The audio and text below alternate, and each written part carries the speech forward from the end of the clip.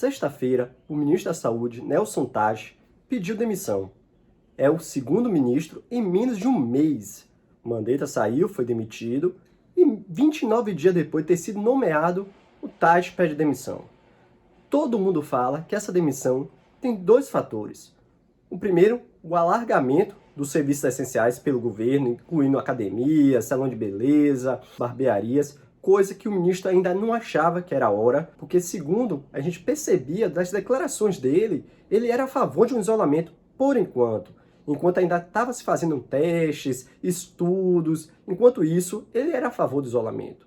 E foi o Bolsonaro e alargou os serviços essenciais, autorizando a população a voltar a trabalhar. Isso tudo sem consultar o ministro.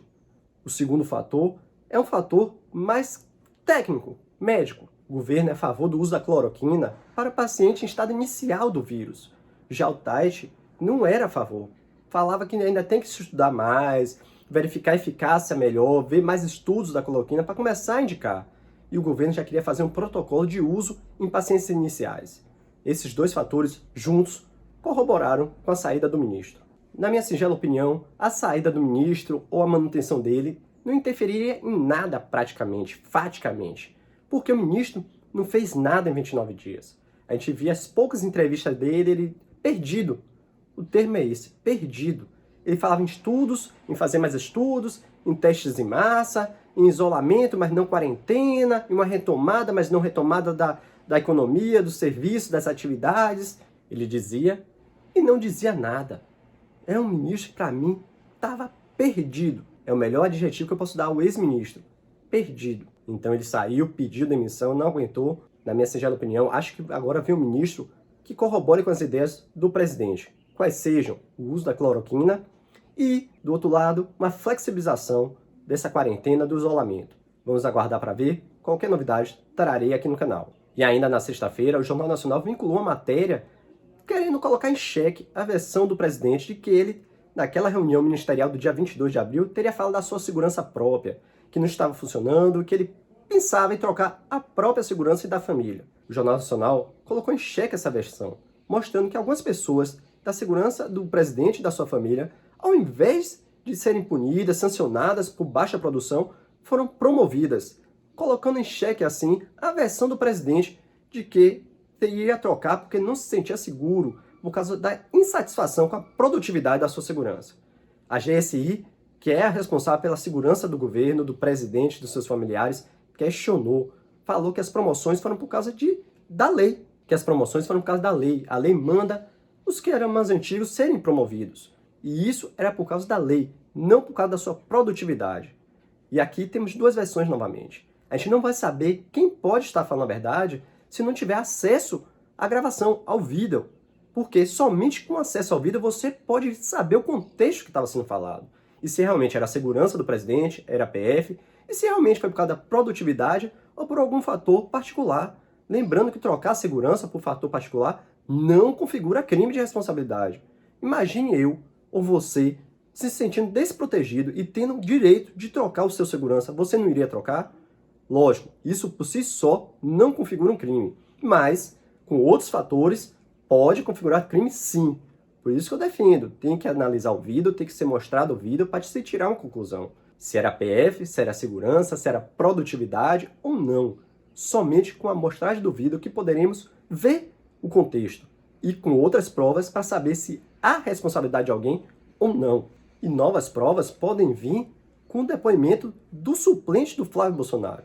O suplente do Flávio Bolsonaro, nesse domingo, deu uma entrevista na qual ele falou que o Flávio Bolsonaro foi avisado antes de uma operação que ia ocorrer da Polícia Federal lá no Rio de Janeiro, a Operação Furnas da Onça, que incriminaria diversos assessores e parlamentares da Assembleia Legislativa do Rio de Janeiro.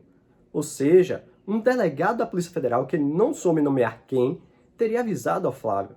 E assim o Flávio demitiu o Queiroz, demitiu a filha do Queiroz antes dessa operação.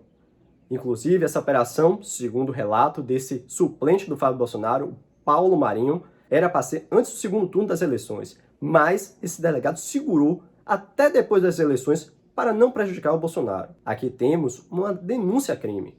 Sim, uma pessoa vai lá e denuncia um suposto crime que tem que ser investigado pela Polícia Federal. A Polícia Federal, inclusive, já vai reabrir um inquérito para saber se o Flávio Bolsonaro soube antes ou não. E o Procurador-Geral da República, o Augusto Aras, determinou a oitiva do suplente do Flávio Bolsonaro e talvez do Flávio Bolsonaro também, para se verificar essa notícia crime. E sim, com base nisso, começam-se novas investigações, que podem resultar em provas de crimes. E tomara que se investigue, porque como eu falo aqui no canal, por mim se investiga tudo e a todos. Não defenda aqui partido A, partido B, lado A, lado B. Eu quero que se investigue tudo e a todos. Quem não deve, não tem investigação.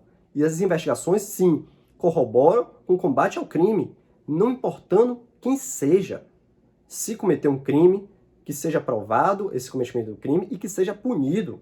Então, sim, tomara que essas investigações tragam provas, porque no direito penal temos o princípio do indúbio pro réu, ou seja, na dúvida, absolve-se o réu, tragam provas concretas de cometimento de crimes, ou provas concretas da inocência das pessoas, mas que tragam provas concretas para, caso tenha havido crime realmente, que seja denunciado, julgado e punido, caso tenha provas concretas.